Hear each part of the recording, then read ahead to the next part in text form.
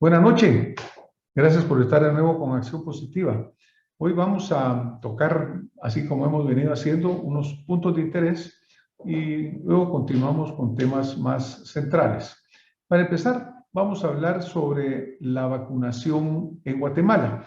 Acá estamos viendo una imagen en la cual nosotros vemos la estadística actual de cómo está la vacunación de Guatemala a la fecha del 26 de enero. Observamos que prácticamente un 43.78% de las mujeres y un 37.91% de los hombres han recibido sus esquemas completos de vacunación. Esto todavía está por abajo de lo que debería de ser, porque países del área van por arriba de 60 o 70. Pero esa es nuestra realidad en este momento. ¿Por qué presento este esquema? Porque es interesante, pero como vemos acá en nuestra siguiente imagen, la pregunta que circula en este momento ¿es la vacunación obligatoria o es opcional? No es una pregunta solamente que la hacemos en Guatemala, prácticamente es mundial. Hemos visto la discusión en países como Francia, en la cual el presidente Macron la impulsó y sin embargo el resultado al final se da en el sentido de que los franceses deciden que sea opcional. El gobierno toma una acción que dice, está bien, reconocemos esta voluntad, pero impone, por ejemplo, controles y dice, si usted quiere ir a escenarios públicos, si usted quiere ir a museos, si usted quiere usar el metro, tiene que o estar vacunado o presentar una prueba negativa. Es decir, hay métodos de cómo hacerlo. Pero la pregunta fundamental es, ¿obligatoria u opcional? Nos permitimos preguntarle a nuestra audiencia de Acción Positiva porque es un tema importante. ¿Y cuáles son nuestros resultados? Encontramos acá, después de hacer esta encuesta en aproximadamente unas 300 personas, una muestra no grande, pero ya representativa, y encontramos que 50% están a favor de que sea obligatoria y 50% de que sea opcional. Diferentes razones, diferentes argumentos y todos ellos pues obviamente deben de respetarse. Por ejemplo, veamos qué dicen algunas respuestas. Yo creo en la vacuna y que el virus existe y ha matado a personas, pero somos o deberíamos de ser libres de poder decidir. Interesante el comentario. Viene otro y dice, en Guatemala no tiene sentido ese debate porque no hay vacunas para todos, aunque quisieran, haciendo referencia a esa incapacidad que ha demostrado nuestro gobierno de verdaderamente tener un plan de vacunación efectivo a pesar de los miles de millones que ha tenido disponible para hacerlo. Otras respuestas. Obligatorio si vives en sociedad. Si vives en una cueva, es opcional. En contra, no. Cada persona tiene el derecho de decidir si se le pone o no, y nadie puede obligarlo. Otro favor, el bienestar de la comunidad debe estar por encima de la superstición. Otro en contra, opcional, sobre todo por ser experimental y desconocerse todos los efectos a corto, mediano o largo plazo. Es interesante ver las diferentes respuestas, los diferentes argumentos. Primero, el reconocimiento de que Guatemala ha fallado en su capacidad de vacunar. Y luego el hecho, pues, de que se pregunta sobre, como dice Plutarco, aquí en esta imagen que vamos a ver a continuación. Plutarco nos decía, el derecho de uno empieza donde termina el de los demás. Tanto derecho tienen unos a no tener la vacuna como tienen otros a pedir que sí estén vacunados para su protección. Creo que es un tema importante en el cual todos y cada uno de nosotros debemos de tomar una decisión, pensando en el bien común, pensando en que vivimos en sociedad, pensando en las consecuencias. Esta pandemia ha sido una pandemia del miedo, de la desinformación, de la información generalizada y sin embargo muchas veces no verificada. Pero lo dejamos como un punto de reflexión. cada ciudadano debe pensar. Bueno, continuando con nuestro programa, y vamos a encontrar cuál es nuestra permanente situación en Guatemala. Un laberinto interminable. De un laberinto pasamos al otro. Pareciera como que nunca salimos de la cantidad de problemas que nos agobian. Por ejemplo, bloqueos y más bloqueos. Por diferentes razones, por diferentes circunstancias. De repente, la oposición es porque no quieren pagar seguro los transportistas, lo cual es equivocado, porque realmente también cuando vemos la enorme cantidad de accidentes que se producen en Guatemala, la irresponsabilidad de los pilotos y de los propietarios en muchas oportunidades, el pésimo estado de las carreteras, todo esto sumado hace que el usuario esté expuesto a abusos e incluso a fatalidades. Por lo tanto, hay que pensarlo muy bien. Tanto los señores transportistas, que nos merecen todo nuestro respeto, pero principalmente los usuarios, porque realmente nadie quiere causar daño a un semejante. Y luego los bloqueos, esos bloqueos que causan tanto daño, tanto problema, ya no digamos a la economía, porque aquí no hablamos de economía, pero sí a aquella persona que tiene que llegar a un lugar, que va a visitar a un médico, que va a hacer un trabajo, que va a visitar a un familiar y se encuentra de repente bloqueado por bloqueos que no tienen tal vez una razón de ser. Si existiera un Estado firme, un Estado que no sea como el nuestro, fallido, que no garantiza ni educación, ni salud, ni siquiera seguridad. Pero esos son parte de nuestros problemas. Y ese Estado fallido cada día va de mal en peor. Acá hemos encontrado reportes en los medios en los cuales dice Guatemala alcanza su peor calificación en el índice de percepción de la corrupción. Somos prácticamente de los últimos países en el mundo y esta situación sigue y sigue y sigue y no vamos para arriba, vamos para abajo. En los últimos años hemos ido incrementando en los niveles de corrupción, en cómo somos percibidos y vistos mundialmente. Y cómo los guatemaltecos sentimos esto, porque verdaderamente hay una gran apatía, consecuencia de sentir que nunca hay respuestas, que el gobierno prácticamente ignora el clamor de la gente que quiere un alto ya a este saqueo al cual se está sometiendo el Estado. Y el laberinto sigue. Por ejemplo, ahora resulta que hay una discusión sobre injerencia, no injerencia, qué es tener injerencia, qué es no tener. Y se vienen temas como el siguiente.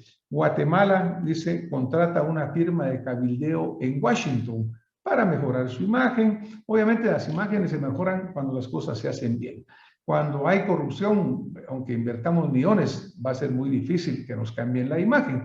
Pero lo peor de esto es que resulta que $900,000 van a ser pagados por el gobierno de Taiwán. Respetamos una decisión del gobierno de Taiwán, es su derecho. Además, pues sabemos que Taiwán prácticamente está aislado casi en el mundo diplomático mundial y está buscando conservar pues a los pocos países que lo reconocen. Ahí está esa carretera que han venido dando por mucho tiempo, otras cosas que han venido haciendo, pero realmente también es una injerencia y han habido incluso reacciones en contra. Recordemos que un expresidente de Guatemala tuvo que servir una condena debido a dinero recibido por apoyos de Taiwán. Entonces, bueno, es una injerencia. Por otro lado, el gobierno acusa de injerencia en asuntos internos al grupo de países que conforman la G3, un grupo de donantes, que en realidad tampoco tienen por qué estar, por la ayuda que dan, tienen que estar tomando parte en nuestras decisiones. Pero sí tenemos que ser congruentes, porque incluso el presidente Gianmattei en el año 2020 se reunió con ese grupo de donantes para explicarles sus perspectivas sobre protestas e incidentes. E incluso la señora fiscal recientemente se presenta con este grupo al cual ahora estamos señalando para contarles lo que está sucediendo en los nombramientos de fiscales como de la FESI. Es decir, tenemos que tener congruencia. Si nosotros realmente no queremos injerencia de nadie, también tenemos que ser claros en que nosotros, como dice la siguiente imagen, somos un Estado libre, soberano e independiente, pero no cuando nos conviene lo somos y cuando no nos conviene no lo somos. Ser un Estado libre, ser un Estado soberano y ser un Estado independiente. Acá surge la frase tan conocida que la soberanía radica en el pueblo. El pueblo es el soberano. Los 16 o 18 millones de guatemaltecos somos verdaderamente en quien radica la soberanía de Guatemala. Y la soberanía, ya sea de las personas o la soberanía popular, es la base moderna de los estados democráticos a través del mundo. La soberanía, poder político supremo que corresponde a un Estado independiente sin interferencias externas. Fundamental. Somos soberanos, somos independientes, entonces no aceptemos injerencias en un sentido o en la otra. Cuando nos conviene extender la mano, es ayuda. Cuando no nos conviene la acción, es injerencia. Guatemala necesita dignidad. Nosotros tenemos que tener congruencia y ser verdaderamente un Estado independiente, soberano, sin interferencias externas. Los apoyos son agradecidos, pero que vengan sin colas, que vengan sin obligaciones y vengan sin compromisos. Nuestro sistema de gobierno es republicano, democrático y representativo. Así lo dice el artículo 140 de la Constitución Política de la República. En un gobierno republicano, el poder recae en los ciudadanos, quienes lo ejercen a través de sus representantes, los gobernantes que eligen. Aquí modifiquemos la palabra, los servidores que elegimos. Esto quiere decir que las personas delegan el ejercicio del poder sin que los gobernantes sean los dueños del Estado. Y vamos a recalcar esta última frase. Los gobernantes no son los dueños del Estado, son temporales, llegan a servir. Desafortunadamente, cuando el pueblo cede totalmente el poder a aquellos que fueron electos para servir, pues terminan queriendo volverse en los amos y los dueños. Ahí es nuestra obligación como ciudadanos recordarles que no son. Están 4 años, de los cuales prácticamente 1 año están aprendiendo y el último año están viendo cómo se van, porque ya viene el siguiente proceso eleccionario. Pero bueno, Guatemala política y jurídicamente se rige por nuestra Constitución, que es la ley suprema del Estado. Y todas las personas, instituciones y entidades públicas y privadas, incluido el propio Estado, están obligados a acatar leyes justas, imparciales y equitativas, y tienen derecho a igual protección de la ley sin discriminación. Ese es un fundamento de una república. Y veamos bien, nadie, por otro lado, está obligado a cumplir leyes injustas, ni haya esclavos que laman el yugo, así dice nuestro himno nacional. Hay una frase histórica que es el gobierno del pueblo, por el pueblo y para el pueblo.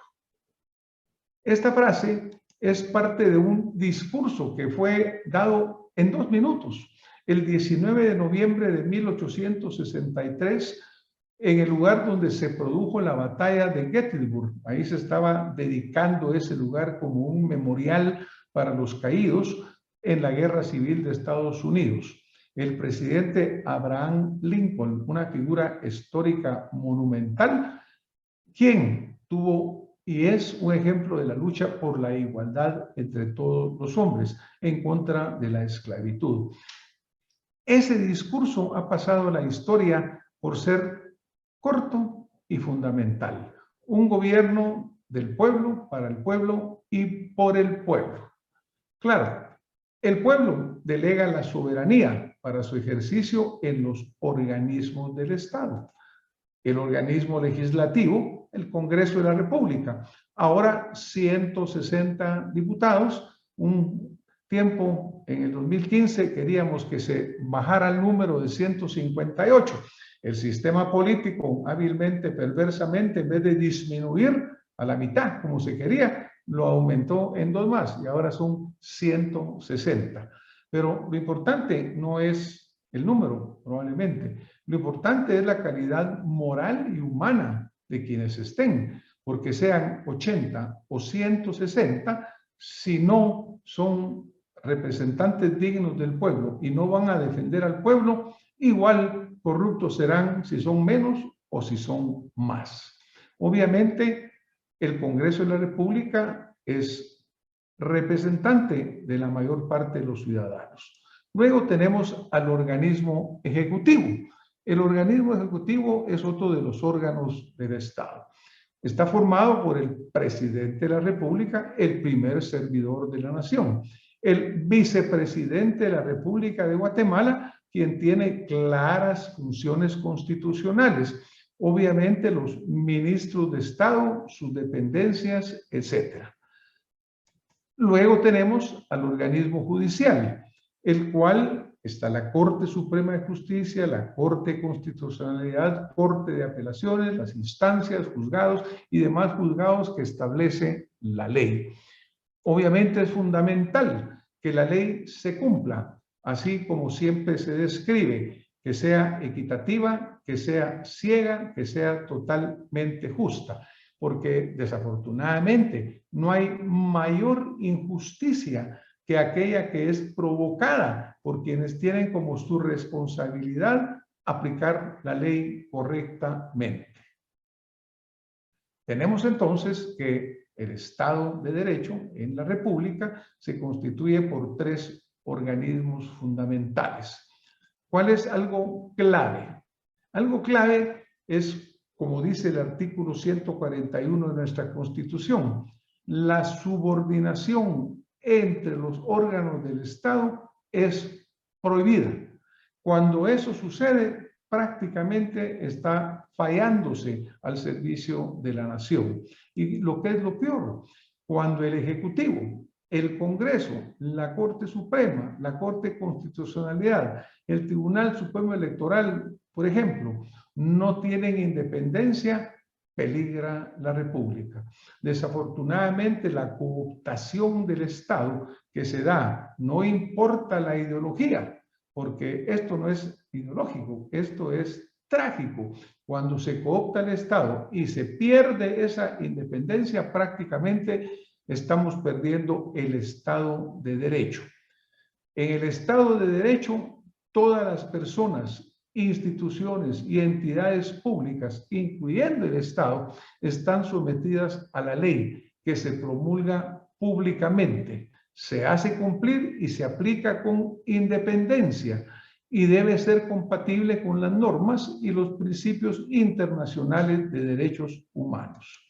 Deben adoptarse medidas para garantizar el respeto de los principios de primacía de la ley, igualdad de la ley, separación de poderes, participación en la adopción de decisiones, legalidad, no arbitrariedad y transparencia procesal y legal.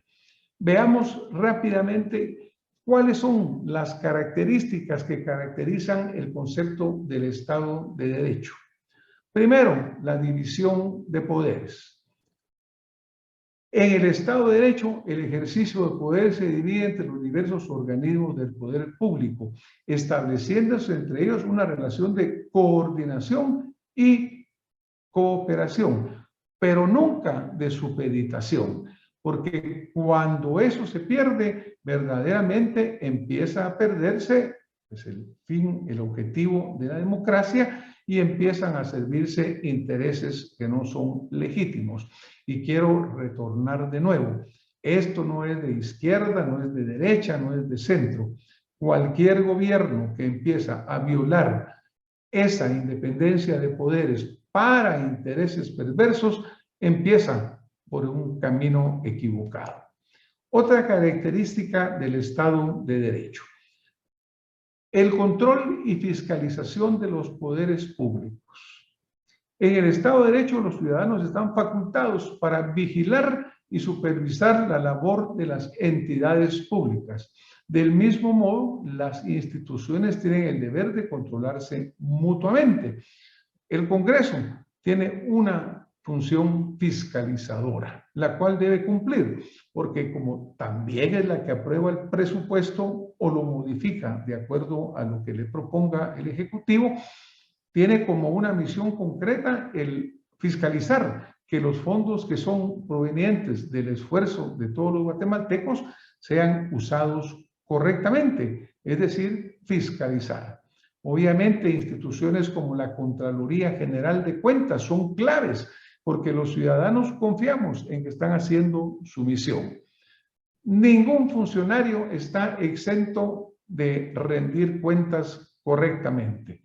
Todos son cuentadantes y todos tienen la enorme responsabilidad de que en un pueblo que vive todavía en pobreza y pobreza extrema, que es prácticamente el último en Latinoamérica en desarrollo, en comprensión de lectura, en comprensión de aritmética, donde el 50% de los niños son desnutridos, el mal uso de los recursos del Estado es prácticamente un crimen de lesa humanidad. Otra característica del Estado de Derecho es el imperio de la ley. En el Estado de Derecho, ningún hombre se encuentra por encima de lo que dispone la ley. En otras palabras, en el Estado de Derecho no existen reyes o reinas cuya voluntad se impone sobre lo que la ley ordena. Ello es así porque la ley es expresión directa de la voluntad del pueblo soberano, producto de la participación de los ciudadanos y de sus representantes. Nadie es superior a la ley. Eso es muy bien, suena bien, pero hay que cumplirlo.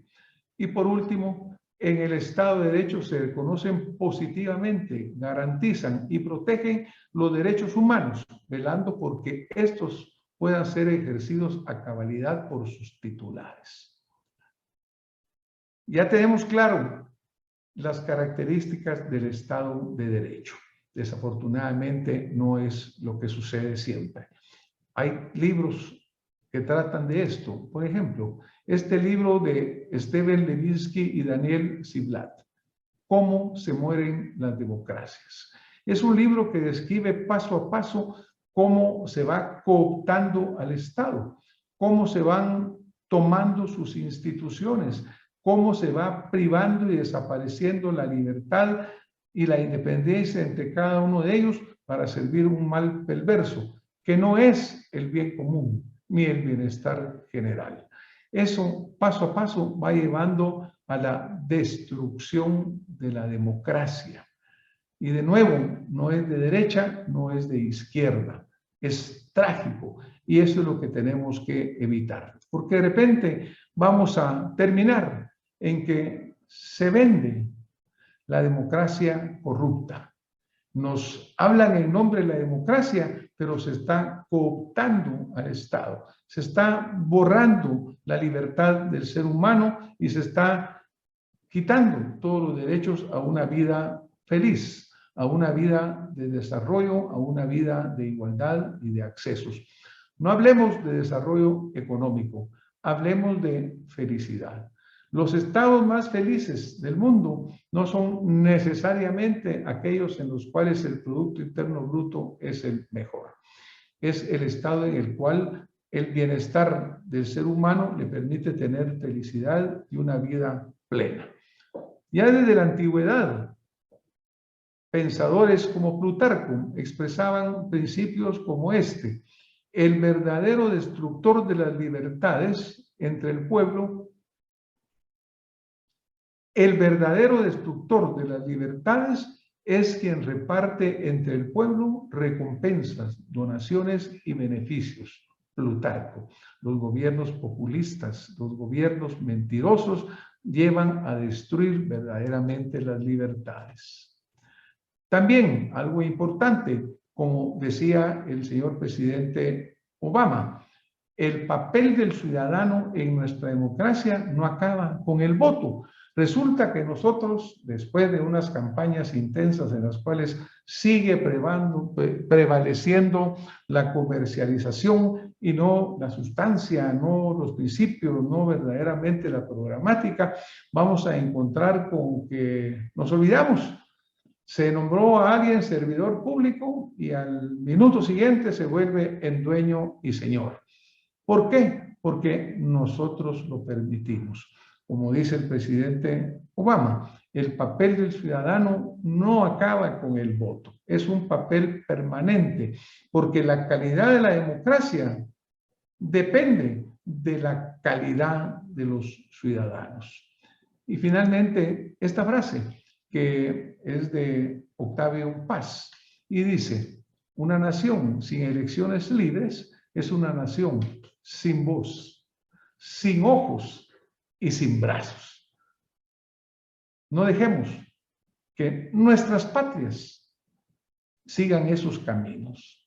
Obviamente, todos los pueblos tienen derecho a su autodeterminación, pero también todos los pueblos deben tener claro que para tener una democracia plena es fundamental, primero, que exista libertad.